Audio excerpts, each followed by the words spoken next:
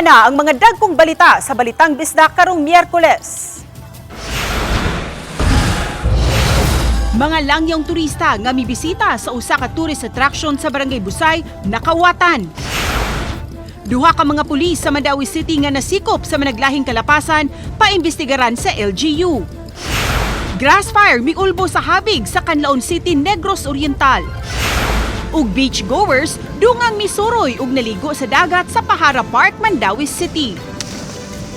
Kini ang GMA Regional TV Balitang Bisdak. Mayong hapon, ako si Cecil Kibod Castro.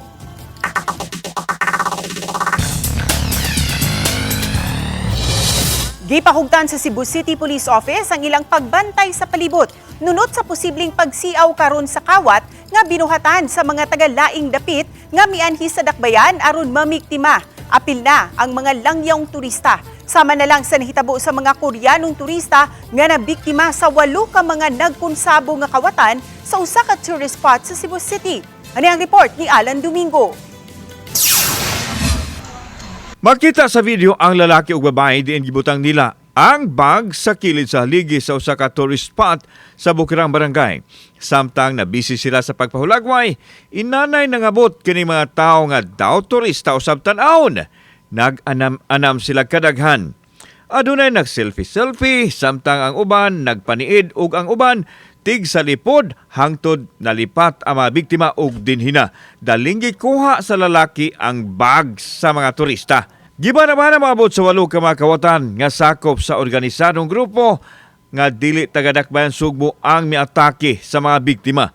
Nahitabo kini niadtong Abril 6, 2025 alas 5 sa hapon og daling nawagtang ang mga kawatan gingong nagsakay kini og duha ka taxi. Base sa post sa video uploader nga nakikalayo na kanila ang management sa tourist edifice ug na-report na usab sa kapulisan ang nahitabo. Nasayran nga ang bag nga nakuha sa mga kawatan adunay sulod nga 350,000 pesos, $90 ug mga importanteng dokumento. Giingong nakabalik na sa Korea ang mga biktima apan naglaom ang mga host nila dinis dakbayan sa Sugbo nga maaksyonan ang nahitabo. If it was mistakenly taken, ilahang i-return. Well, if not, we will see what we can do to disseminate as widely as possible this information aron matabangan punta sa pag-determine kinsay kakuhaan ni ilahang kabtangan. Samtang gipangita na sa Cebu City Police ang mga kawatan kinsa gituohan nga gikan sa ubang dapit nga nidayo lang sa dakbayan nga bisitahonon sa mga turista nga ilahang mabiktima. Una naghulagway ni Police Colonel Enrico Figueroa ang City Police Director nga organisado ang grupo sa mga kawatan. Busa gipahugtan pa ang pagbantay karon sa madapit sa syudad nga hugupanan sa mga turista nga target usab sa mga kawatan. Ilabi na karon nga panahon sa ating bakasyon sa mga turista diin usa sa mga destinasyon ang Cebu City. Sa magmatngon ta, especially kari ato ang mga turista, a reminder to them that they should always be wary of their environment. And alala lang natin, maging vigilant po tayo. At kung meron po tayong doubt, i-approach po natin ang ating mga government officials and of course ang ating PNP when it comes to sa security. Kauban si Clover Lumayag, ako si Alan Domingo. Balitang Bisdak. Gika sorpresa sa mga opisyales sa Mandawi City ang balita kabahin sa duha ka mga pulis nga nadakpan sa managlahing operasyon. Kinumduman una ni ini atong weekend naaresto ang usa ka pulis dito sa operasyon sa Cebu City. Ang pulis nga nadestino sa usa sa mga istasyon sa Mandawi City Police arestado sa anti-drug operation ug nakuhaan og mga gituhuang shabu. Gikonsidera siyang high-value individual. Samtang sa laing operasyon usab, laing pulis ang naaresto. Human giingong nanion og armas ug nanghulga sa iyang silingan.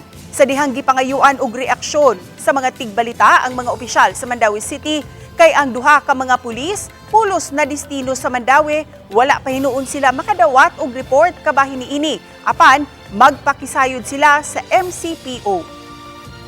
Ato nang i-clarify o kung sa ginaka tinuod kay nadakpan naman. So mas maayo nga nadakpan ang atong pulis nga nakahatag sa laot.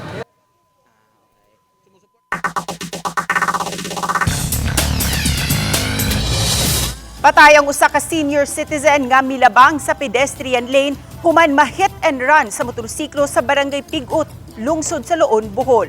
Nahuli kam ang pagbangga sa motorsiklo pasado alas 6:30 sa gabi ini adtong Sabado. Sa video makita ang kusog nga pagpadagan sa nakamotorsiklo nga mibangga sa babaeng senior citizen.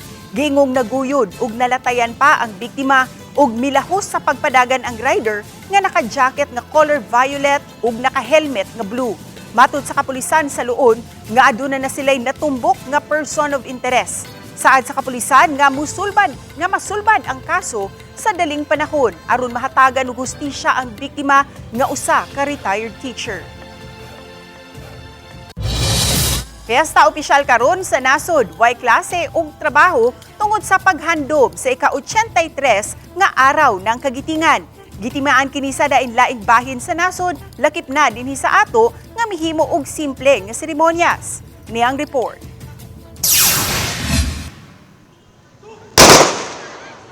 Usa ka 21 gun salute ang gihimo sa mga personnel sa SWAT sa Mandaue City.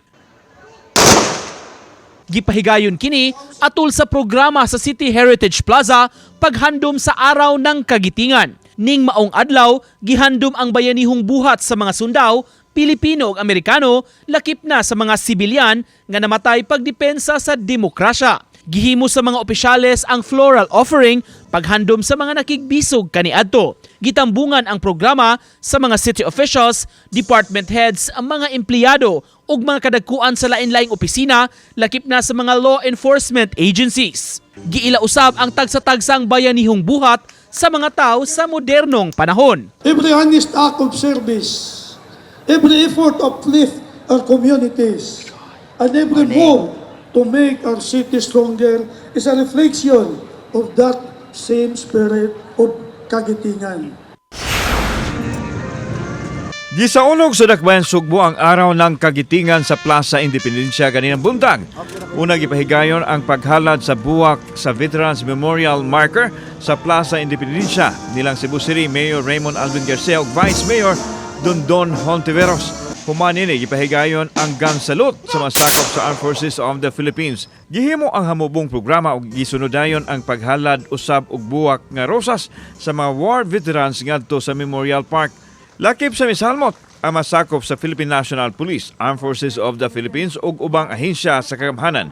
Gihimugatan nila ang paghandom sa kaisog nga gipakita sa mga bayani kinsa miula silang dugo pagpakigbisog alang sa pagpanalipod sa nasod. Ako si Alan Domingo. Nico Sereno, Balitang Bisdak. Kini ang GMA Regional TV Balitang Bisdak.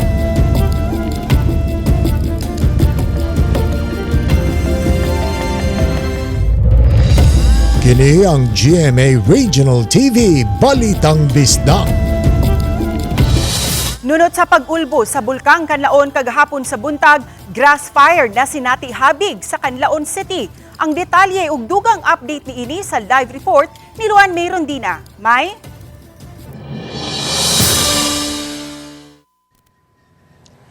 Ses wala man maapektuhi sa ashfall ang Canlaon City sa Negros Oriental sa pagbuto sa Bulkang Kanlaon kagahapon apan nakasinati og grass fire ang Barangay Pula sa Naasoing Dakbayan. Hinuon sa pagkakaroon na paong nakini.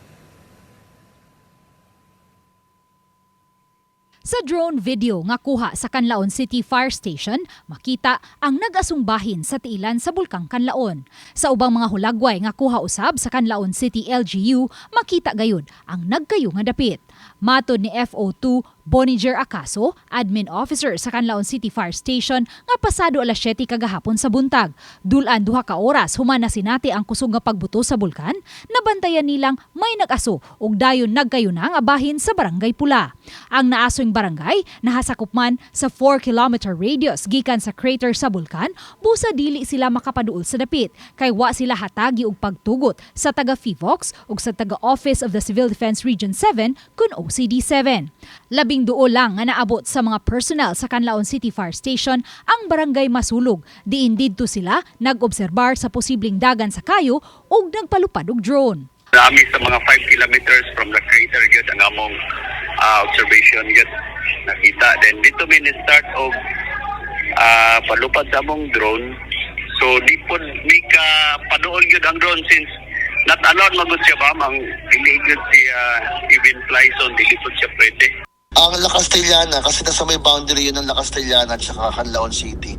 La Castellana tried, pero hindi nga kakayanin talaga. At hindi rin namin sinasuggest. We don't recommend that. Kasi malayo naman na yung wala nang tao dun eh. Matud ni OCD7 Regional Director Joel Eristain, wala may mga panimay o mga tao sa maong dapit nga posibleng tinubdan sa sunog ug bugtong ang pagbuto sa bulkan lang ang nakita usab sa FIVOX nga hinungdan sa maong grass fire. It is possible daw na may sobrang init kasi daw na particles na lumalabas from the crater that might have ignited. Nagpadayon ang kayo ug ang pag-aso hangtod kagabii. Hinuon, human sa nasinating pag-uwan kagabii sa Canlaon City, napaong na ang grass fire. Pero ang ulan medyo kusog-kusog ito siya, ma'am. So probable ma-ingis na gusto siya. Pero di na mo mag-verify yun pagkakaroon, ma'am, nga wala na siya. Sa social media page usab sa FIVOX, gipahibaw ni ini nga hingpit na nga napaong ang maong grass fire alas 9 kaganihang buntag. Ang kabumbiruhan di pa usab makahatag og tatang tubag sa gilap dun sa dapit nga naapektuhan sa grass fire kay wa pa sila tuguting makasulod ilabi na sa 4-kilometer radius gikan sa crater sa bulkan tungod sa dakong risko nga posible pang mobuto ug balik ang bulkan. The activities and the behaviors of the volcano, ang Canlaon, has yet to culminate pa. As according to the FIVOX. So at saka nakikita nila na medyo talagang umaangat at gumagalaw pa yung magma beneath the volcano. Samtang gitataw sa Canlaon City LGU nga wa hinuon sila makasinati og lahar flow bisan pa man sa pag-uwan kagabii. Hinuon padayon nga nangandam ang Canlaon City LGU sa ilang buhaton kung ugaling makasinati na usab og grass fire sa maong dapit. First, it's too risky for our men to go up. Secondly, di po ta maka-cloud seeding is because basig mo kuan siya og kanang water sa babaw so mo kuan ta og lahar.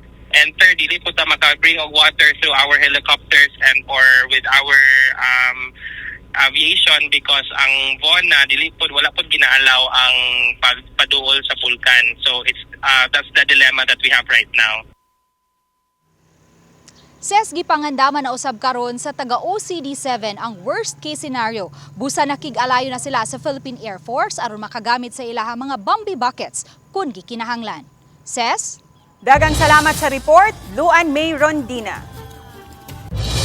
Bisan kung dili direktang apektado ang Sugbo sa pag-ulbo sa Bulkang Canlaon, matud sa Office of Civil Defense Region 7, giawhag gihapon sa Talisay City Health Office ang mga talisaynon nga mas maayo gihapong magsulob og face mask ilabi na kung adunay gipamati sa lawas. Sa miaging adlaw, subling mibuto ang Bulkang Canlaon. Ashfall ang nasinati sa mga lugar nga nakapalibot ni ini. Apan gipasabot sa OCD7 nga bisan wala ra maapektuhi sa ashfall. Gitataw gihapon ni Dr. Ray Cesar Bautista ang pagsulob og face mask ug uban pang protective gear. Ilabi na sa mga aduna na gipamati sa lawas o kaha sa mga gipang ubo. Aron kalikayan nga makatakod sa uban, ilabi na kung adunay tapok-tapok.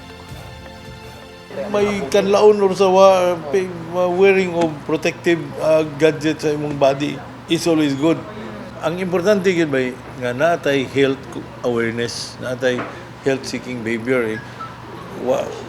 Mo ato kag crowded nga lugar, you always have the priority of protecting yourself. Hapit na mahuman ang construction sa Annex Building sa Mandaue City Hall. Mao kini ang extension building nga gitukod sa likod gayud sa main presidential building sa Mandaue. Sa pagkakaroon padayon ang pagtrabaho ni ini. Apan hapit na kuno mahuman matud sa city administrator. Hinumduman tungod sa pagtrabaho sa Annex Building, gisirad-an ang one-way nga kalsada sa Padre Zamora. Bugtong Padre Burgos Street ang maagian sa mga sakyanan. Maong nagbugat ang dagat sa trapiko sa maong dapit. Adunay mga mireklamo nganong wa pa maablihan ang kalsada. I-open na dayon na kung human na ang contract. Mahuman na ang project. Ma-open na siya. Para ma-restore na siya sa original nga katong one way raman gihapon na one way. Pero in the meantime, di pa gina siya pwede ka? pakaron. Oo nya, nireklamo sa dang mga taga dito. Kini ang GMA Regional TV Balitang Bisdak.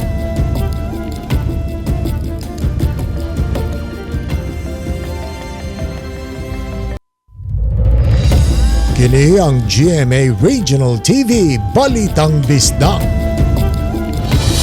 Gibansay matagbuwan ang mga traffic enforcers sa dakbayan sa Talisay sa anging buhaton ug pagresponde kung adunay mahitabong road rage. Atong sayran sa report ni Femery Dumabo. Gipaybaw ni Joy Tumulak, hepe sa City of Talisay Traffic Operations and Development Authority kon City Toda, nga matagbuan gyud. Tagbuon niya ang 145 ka mga traffic enforcer sa dakbayan. Gawa sa pagpaybaw sa bagong mga lagda, gipainomduman usab sila ni Tumulak sa kaimportante nga kanunay kalmado sa bisan unsa nga sitwasyon ug si bisan kinsa nga motorista nga ilang mahimamat ug labaw sa tanan ang pagsiguro sa ilang kaluwasan. Ilabi na kun adunay sitahon nga driver tungod sa violation, motubag og mga alarma sama sa away tali sa mga driver o kaha sa road rage. Unang himuon ang daling pag-report sa panghitabo ngadto sa command center aron mamonitor usab sa CCTV ang mga lihok og makareport sa pulis. Kahinumduman nga sa miaging Lunes, usa ka rider o taxi driver ang nagsinumbagay sa daplin sedan sa Barangay Linaw, dakbayan sa Talisay. Duha ka traffic enforcer ang lakip sa miuwang kanila. Ang duha ka driver nga nagkasinumbagay nagpinasay luay ra og niangkon nga nadala sa kainit sa ulo. Di gid mi unang muduol, no? Amo sa gyung susihon una ang safety una sa ato ang responder. Kita po dinhi sa command center labi na gyud og dunay duda nga dunay gidang hinagiban or unsa ba mga butang, so automatic jud mi nga motawag dayon sa atong PNP para sa ilang pagresponde. Pahimang ni Tumulak sa mga driver nga di gyud magpadala sa kainit sa ulo kay ang kaisog dili makatabang sa paghilot sa kasungian. The same ra gyapon ang procedure nga kun ugaling dunay arugante nga mga dinakpan nga imong maasugatan diya sa daan, so una is safety first gyud unya human kalmado ang pag-istorya. Ang instruction po sa akong mga personal ana nga once gani nga singgaakan mo kinahanglan ikaw gyud mo mapaubos, kalma gyud ka. Unya ayaw gyud og tan-aw sa mata sa tawong nangisog. Kay i-avoid gyud na ang eye to eye contact para malikayan ang misinterpretation nga nisukol ka.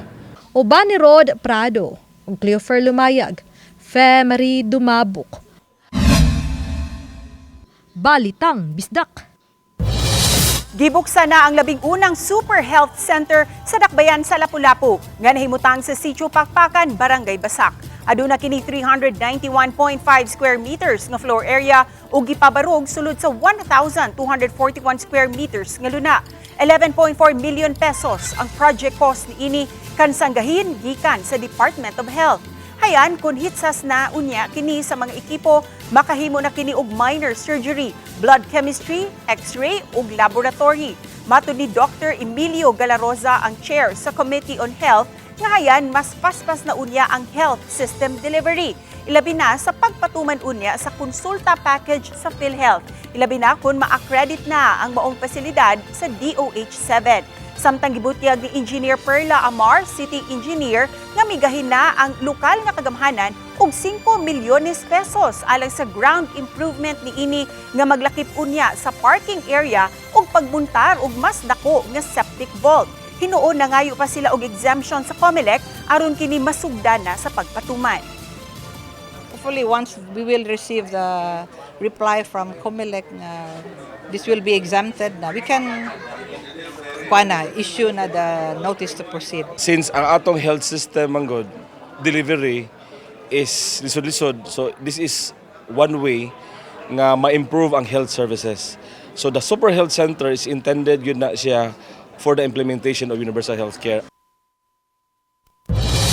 Tungod kay holiday, gipili sa uban nga musuroy og mag-relax lang karong adlaw. Apan subay niini, aduna say pahimangno ang health officer paglikay sa grabing kainit karon tungod sa mga posibleng epekto niini. Ani ang report ni Nico Sereno.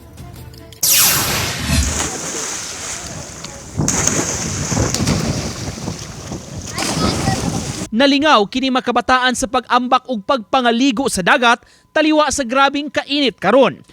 Enjoy sila sa maong bahin sa baybayon sa Mactan Channel, didto lang hinuon sila naglangoy-langoy sa landong nga dapit.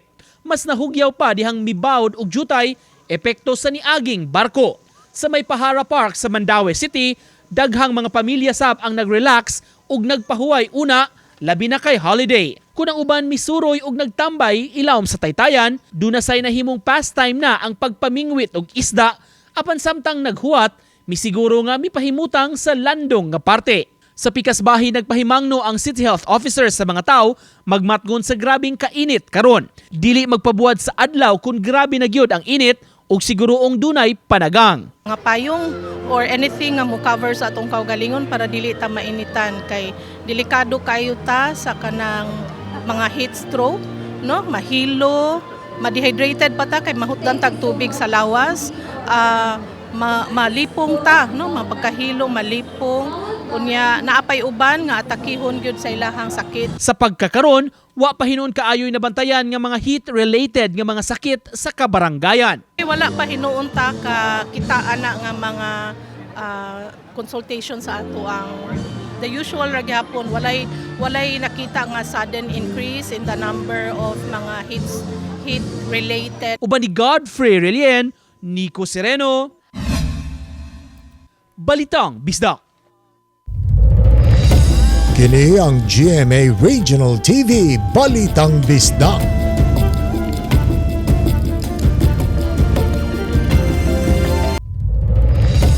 Kini ang GMA Regional TV Balitang Bisdak. Walay nasutang suliran ang taga-COMELEC sa sunod-sunod nga mga graduation ceremonies sa Dakbayan sa Talisay. Gipahibaw sa Talisay City COMELEC nga walay mga incumbent city officials ug mga kandidato nga mutambong sa ipihigayon nga mga moving up o graduation rites. Apan bisan pa niini matud ni Attorney Rich Lee Consulta, Talisay City Election Officer, nga kung aduna magayoy mutambong, did-an ang mga kandidato nga makaistorya ug makapangampanya. Gidili usab ang paghatag og mga pagkaon kay mamahimo silang ireklamo kay matawag naman kini nga paagi sa vote buying. Apan mahimo ang paghatag o pag-donate og medalya o kaha mga trophy. May pahinumdum si Talisay City DepEd Superintendent Dr. Arden Munisit sa mga prinsipal nga mas maayong dili na lang modapit og mga kandidato. Hinuon dili did-an ang mga kandidato, ilabi na ang mga incumbent officials nga magpapili sa pagtambong sa mga moving up o graduation ceremonies. Karong Lunes Santo hangtod na sa Miyerkules Santo, ipahigayon ang mga moving up o graduation ceremonies. That's part of the government programs or services man good sa ato ang LGU when it comes to giving out medals. As mentioned by our COMELEC Chairman Garcia, kanang mga t-shirts or candies, again, pwede rin mahatag. And gi-mention po ang paghatag og mga trophies by candidates or incumbent sa mga graduations, kay gi-allow ra po nato. Ang instruction sa atong regional director nga maka-invite sa mga incumbent nga mga officials, pero ato lang sila hangyoon nga kung mulan sa sila og usab, dili lang jud siya himuon nga kanang campaign nga sana wala le talk about pagpangumpanya. Gipahigayon sa Cebu Metropolitan Cathedral ang Chrism Mass nga kabahin sa pagtimaan sa umaabot nga Semana Santa. Gipanguluhan kini ni Cebu Archbishop Jose Palma ug gitambungan sa kaparian gikan sa nakadiiyang parokya sa Archdiocese sa Sugbo. Dini usab gihimo sa mga pari ang ilang renewal of vows o pagbag-o sa ilang panaad nga magpuyo sa kaputli ug pagtahod sa obispo. Gibenisyonan usab sa Arsobispo ang lana sa krisma nga gamiton sa mga pari sa pagsaulog sa mga sakramento. Gihimugatan sa Arsobispo ang mga angayang batunan sa mga pari ang pagpuyo sa kinabuhi subay sa pagtulunan ni Kristo. We all know we are stewards of the mysteries of God. And by our teaching, by our sanctifying, by our forming Christian communities, we build the church.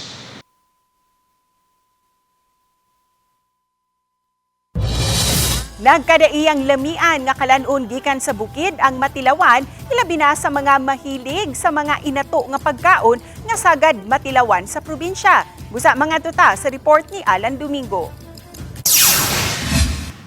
Sa gimingaw sa nilungag nga balanghoy, pwede ra gyud natong matambalan. Sa plaza sa Sugbo, diin naka-display ang pinutos nga linungag nga balanghoy. Yano lang nga pagkaluto, laming tagamtamon ang natural nga lami nini nga walay kamay. Ana usab ang ubang kalanon sama sa biko nga pilit, bingka ug budbod, syempre ang mga pampadangog sa tutunlan aron sayon tunlon, ang buko juice ug ang guyabano juice. Mga prutas, mga snacks, kanang kamote, saging, mga prutas nga muuso karon nga prutas, pareho aning star apple or kay mito. Nilungag nga balanghoy og budbud nga pilit og biko niya. Mapalit usab ang mga prutas sama nining nangka nga hinog sa punuan nga sa tan-aw pa lang tamis kaayo. Syempre, dili magpaawahi ang star apple o kay mito o ang manggang paborito usab sa mga mamalitay. Dito sa mall, yung nakahangyo. Kana may bintaha gyud. Napay 12% VAT niya, dire wa gyud. Kana makahangyo pa, no? Luyo sa kalami sa mga kalanon ang kabalaka sa mga mag-uuma nga apektado sa kainit sa panahon karon ang ilang panginabuhian. Gani nabatyagan na nila kini karon sa mga tanom ug utanon nga nagsugod na sa pagpangalaya ug kung dili muuman padayong mga daot. Murag wa na gyud mi giulan dito sir, agyud mi tubig hapit. Maginat-nganay na mis tubig. Manginabuhi na lang mi diri para pamugas namo. Kauban si Clover Lumayag, ako si Alan Domingo. Balitang Bisdak. Federation of the International Cable TV and Telecommunication Association of the Philippines o FICTAP nanawagan sa mga telecommunication companies ug sa pipila ka grupo sa mga cable TV operators nga hiluton ang ilang issue kabahin sa nag-ung-ung karon nga Pinoy Bill o ang Senate Bill 2699 sa dili pa kini mamahimong usa ka balaod. Atong sayran sa report ni Mark Reggie Abelia. Tumong sa Konektadong Pinoy o Open Access and Data Transmission Act ang maghupot sa nasod sa kusog og halapad nga access sa mga Pinoy sa internet connection. Pinaagi kini aron paghatag og kasayon sa mga kompanya nga mamahimong mabubo og puhunan sa telecommunication sectors. Certified as urgent ni Presidente Bongbong Marcos ang Konektadong Pinoy Bill nga napalabang na sa third and final reading sa Kongreso.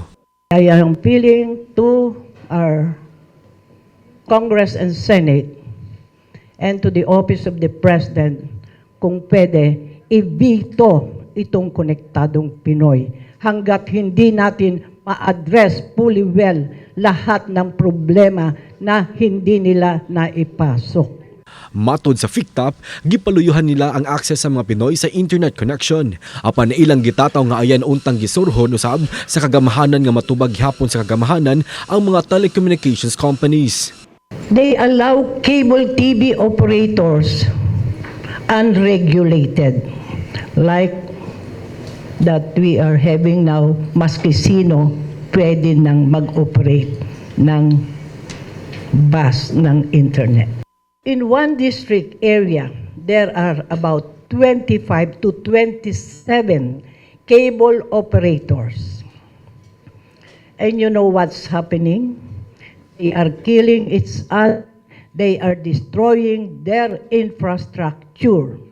Matod sa Protekta Pilipinas, ang ayang siguraduhon sa balaod nga andam sa cybersecurity ang mga kumpanya nga mosalmot sa telecommunication sectors. The concern of many of the industry stakeholders is that the data transmission industry was widely opened such that there are certain segments of the industry that are sensitive in terms of national security. Uyon usab ang NTC o National Telecommunications Commission sa pipila ka mga sugyot sa mga representante sa mga telecommunications companies. We support the open access bill, but it's just that there are we have to put measures so that it would be difficult if we open the floodgates and then unscrupulous players would go in. I mean, you know, NTC can only do so much, the government can only do so much. It's better if we do it before they enter the market. Misado sabang Department of Information and Communications Technology nga sa higayon nga mamahimo ng balaod ang konektadong Pinoy Bill, hisgutan ang mga sugyot atol sa pagpanday na unya sa implementing rules and regulations. Itong mga concerns na rin ito ay napag-usapan na before bago maging maisabatat, not really, magka-draft ng law. So, itong mga issues na to is not new actually. Napag-usapan na nga before at it's really up to Congress para i-weigh in, and even if ma-i-weigh in naman ng Congress, I'm sure that pagbuo ng implementing rules and regulation para dito sa batas na ito sasang-ala-alang yung mga ganitong concerns. Kauban si Clarence Gabutin, Mark Regia-Abella, Balitang Bisdak. Kami ang GMA Regional TV Balitang Bisdak. Kinatibok ang puwersa alang sa mas dakong misyon ug mas halapad nga pag-alagad sa nasod. Mayong hapon mga kapuso.